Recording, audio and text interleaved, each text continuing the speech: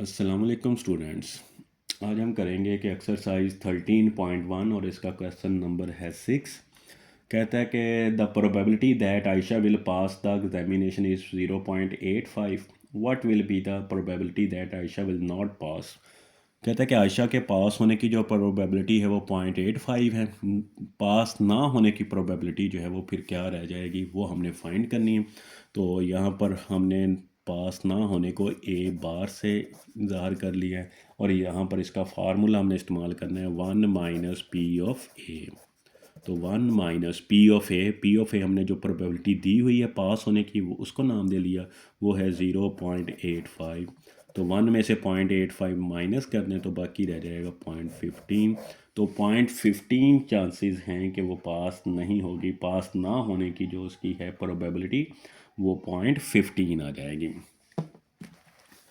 Next है जी question number 7। हाँ जी, question number 7 में वो कह रहा है, कहता है कि Tabish tossed a fair coin and rolled a fair die once. Tabish ने एक टॉस की है, यानी थ्रो किया है कॉइन को भी और उसी वक्त एक लूडो के दाने को भी। Find the probability of the following.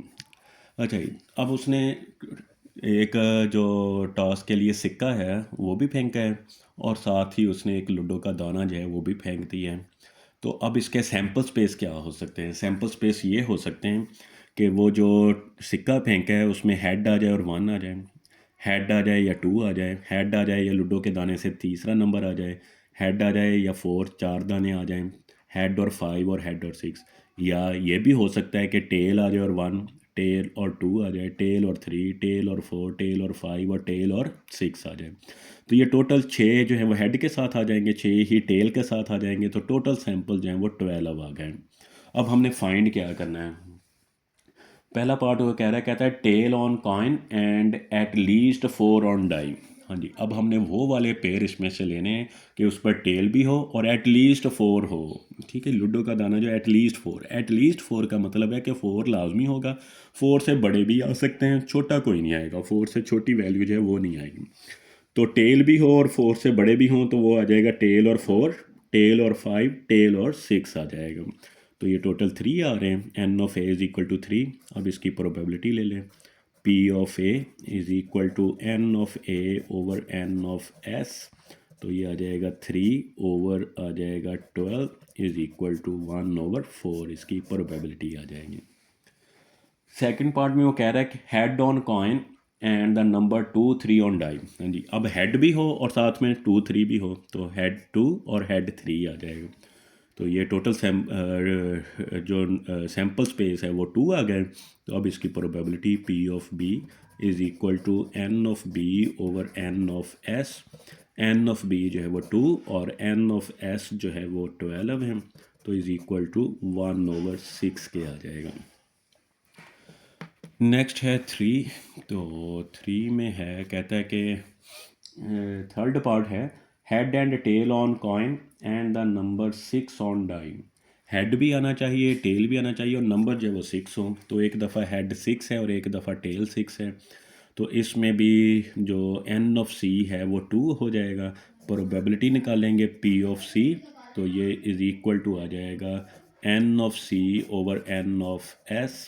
तो 2 over 12 is equal to 1 over 6 आ जाएगा। ठीक है, ये इसकी प्रोबेबिलिटी आ जाएगी। हाँ जी, फिर वो क्या कह रहा है, not tail on coin, tail नहीं होनी चाहिए, and the number 5 on die.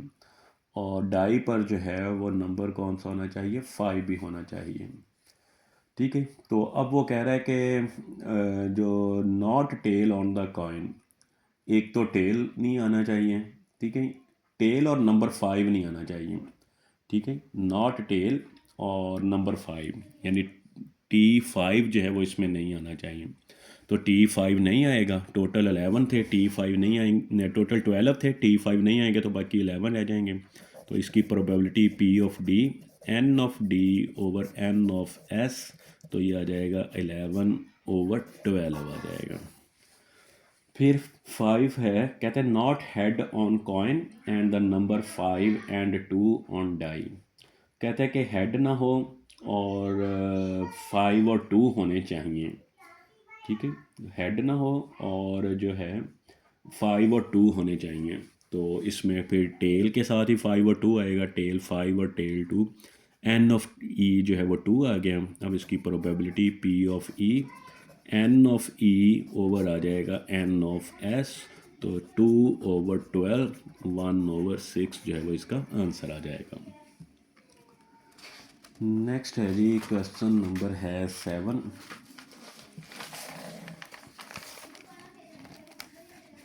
Question number 7 जो है ये हो चुका है। अब क्वेश्चन नंबर जो है वो हमने 8 करना है। क्वेश्चन नंबर 8 में वो कह रहा है, कहता है कि card is selected eight random from a well shuffled pack of 52 playing cards, what will be the probability of selecting.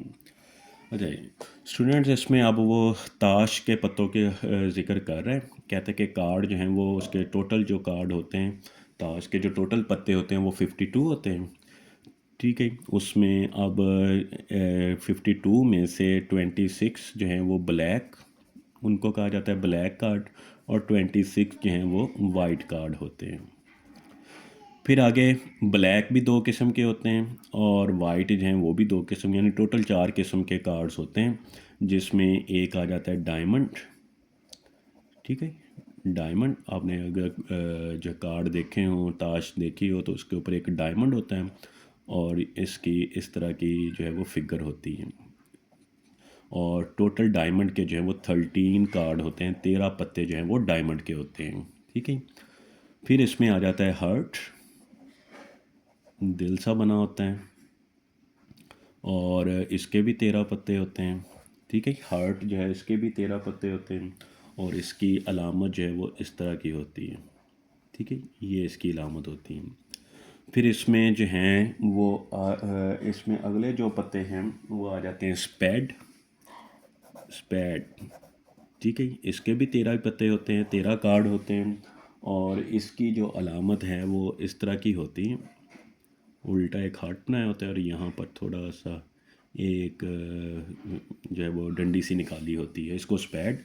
और फिर आ जाता है क्लब, ठीक है, क्लब, इसके भी 13 पत्ते होते हैं और इसकी जो फिगर है वो इस तरह की होती है, ठीक है, ऐसी फिगर होती है।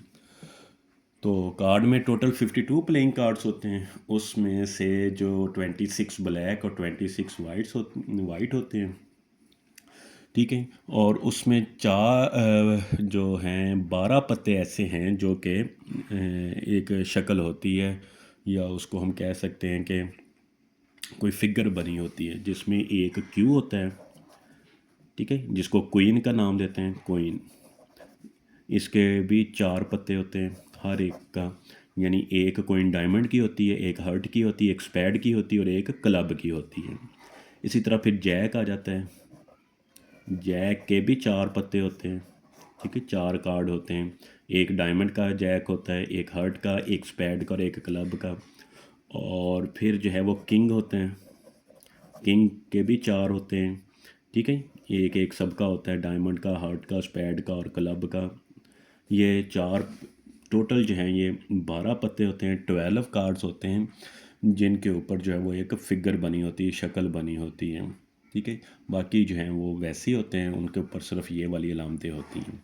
तो अब हम चलते हैं अपने क्वेश्चन की तरफ। ये कुछ कार्ड्स के बारे में था ताकि हमारे क्वेश्चन समझने में आसानी हो जाए। अब वो कह रहा है, कहते हैं कि टोटल 52 कार्ड हैं और what will be the probability of selecting, उसमें से हमने सेलेक्ट करना है अब क्वीन, क्वीन को सिलेक्ट करना है। तो अभी मैंने बताया कि टोटल 4 क्वीन के कार्ड होते हैं, ठीक है, हर एक का एक एक होता है, तो इसकी प्रोबेबिलिटी निकाल लें। P of A is equal to N of A over आ जाएगा एन ऑफ एस, तो एन ऑफ ए 4/52, तो ये आ जाएगा 1/13 इसकी प्रॉपर्टी, यानी हर 13 में से एक पता जो है वो क्वीन का निकल सकता है।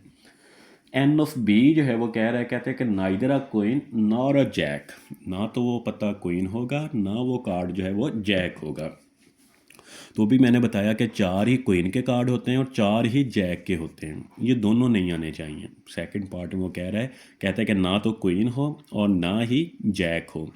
तो 4 क्वीन के कार्ड हैं और 4 ही जैक के हैं, तो 8 हो गए टोटल। 52 में से 8 को माइनस कर दें तो बाकी हमारे पास जो है वो 44 रह जाएंगे। इसकी प्रोबेबिलिटी निकाल लें। P of B, N of B over N of S, तो 44 ओवर आ जाएगा 52। अब इसको कैंसिल कर दें, 11 ओवर 13 जो है वो इसकी प्रोबेबिलिटी आ जाएगी। हाँ जी, इसी तरह है क्वेश्चन नंबर 9। क्वेश्चन नंबर 9 वो कह रहा है card is chosen at random from a pack of 52 playing card, find the probability of getting a jack no diamond.